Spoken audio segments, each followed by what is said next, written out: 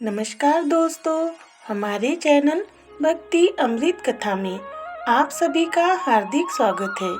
आज हम जानेंगे धन त्रयोदशी के दिन सुनी जाने वाली कथा। कार्तिक माह में स्नान का बड़ा ही महत्व है। साथ ही पूरे कार्तिक माह में अलग अलग कथा कहानियाँ सुनी जाती है।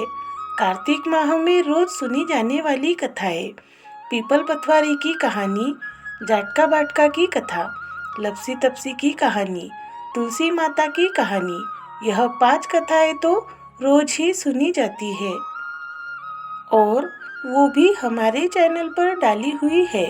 उन कथाओं को आप अवश्य सुने और आज की हमारी कथा आपको अच्छी लगे तो हमारे चैनल को लाइक करें, सब्सक्राइब करें और कमेंट बॉक्स में जय लक्ष्मी माँ अवश्य लिखें। चलिए अब हम हमारी आज की कथा आरंभ करते हैं। धनतेरस या धन्वंतरी जयंती, यह त्योहार दीपावली आने से पूर्व सूचना देता है। यह त्योहार कार्तिक मास के कृष्ण पक्ष की त्रयोदशी को मनाया जाता है। इस दिन घर में लक्ष्मी का आवास मानते हैं। इस दिन धन्वंतरी वैद्य समुद्र से कलश लेकर प्रकट हुए थे, इसलिए धनतेरस को धन्वंतरी जयंती भी कहते हैं। अतः धन्वंतरी का पूजन किया जाता है। इसी त्रयोदशी को वैदिक देवता यमराज का भी पूजन किया जाता है। इसी दिन यम के लिए आटे का दीपक बनाकर घर के मुख्य द्वार पर रखा जाता है। रात को घर की स्त्रियां दीपक में तेल डालकर 4 बत्तियां जलाती है और जल, रोली, चावल, गुड़, पुष्प, नैवेद्य आदि सहित दीपक जलाकर यम का पूजन करती है। धन्वंतरी जी का पूजन करके पुराने बर्तनों को बदलना और नए बर्तन खरीदना अति शुभ माना जाता है। विशेषतया चांदी के बर्तन खरीदने से अत्यधिक पुण्य लाभ होता है।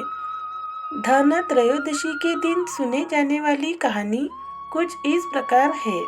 एक दिन भगवान विष्णु लक्ष्मी सहित मृत्युलोक में विचरण करने हेतु भूमंडल पर आए। कुछ देर बाद श्री विष्णु बोले, मैं दक्षिण दिशा की ओर जा रहा हूँ, तुम उधर मत देखना। यह कहकर जो ही भगवान विष्णु मुड़े त्यों ही लक्ष्मी जी ने पीछे पीछे चल पड़ी। कुछ दूर पर सरसों का खेत मिला, उसके बाद ऊख का खेत था।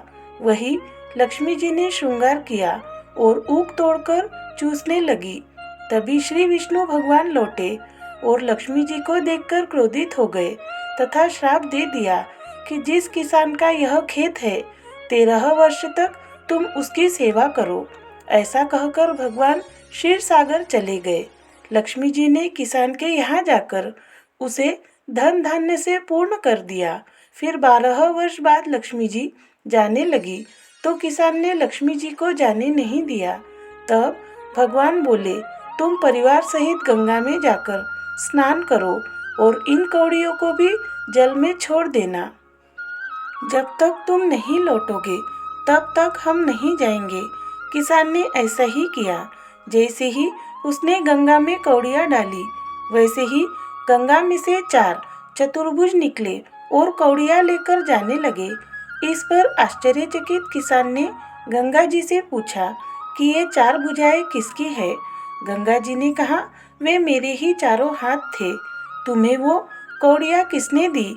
किसान ने उत्तर दिया कि मेरे घर पर पधारे एक सज्जन ने दी है। तब गंगा जी ने कहा, तुम्हारे घर जो स्त्री है वह लक्ष्मी जी है और जो पुरुष है वह श्री भगवान विष्णु है। तुम लक्ष्मी जी को जाने मत देना, नहीं तो तुम पुनः निर्धन हो जाओगे। यह सुनते ही किसान जाकर बोला, मैं लक्ष्मी जी को कहीं नहीं जाने दूंगा। तब भगवान ने किसान को समझाया कि मेरे श्राप के कारण ये 12 वर्ष तक तुम्हारी सेवा करती रही।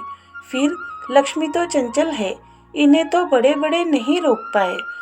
फिर भी किसान ने हट नहीं छोड़ी। तब स्वयं लक्ष्मी जी ने कहा, यदि तुम मुझे रोकना चाहते हो तो कल तेरस है, तुम अपना घर स्वच्छ रखना। रात्रि में घी का दीपक जलाकर रखना, तब मैं तुम्हारे घर में आऊंगी। उस समय तुम मेरी पूजा करना, किंतु मैं तुम्हें दिखाई नहीं दूंगी। किसान ने लक्ष्मी जी की बात मान ली। फिर लक्ष्मी के कहे अनुसार ही पूजन किया तो उसका घर धन धान्य से भर गया। जय लक्ष्मी माता की। जय श्री कृष्ण। राधे राधे।